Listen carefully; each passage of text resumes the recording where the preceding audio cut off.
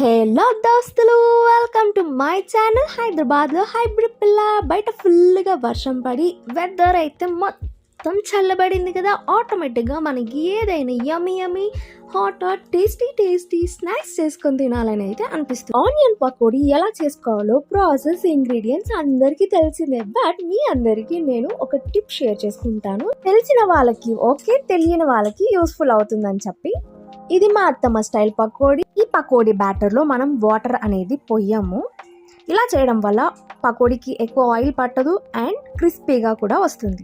అన్ని ఇంగ్రీడియంట్స్ వేసుకొని మంచిగా కలుపుకొని సైడ్కి పెట్టేసుకోవాలి. మూత పెట్టి హాఫ్ అన్ అవర్ వరకు దాన్ని డిస్టర్బ్ చేయొద్దు. బ్యాటర్కి రెస్ట్ చేయడం వల్ల ఆనియన్ నుంచి పిండికి సరిపోయేంత వాటర్ వచ్చి మంచిగా మిక్స్ అయిపోతుంది.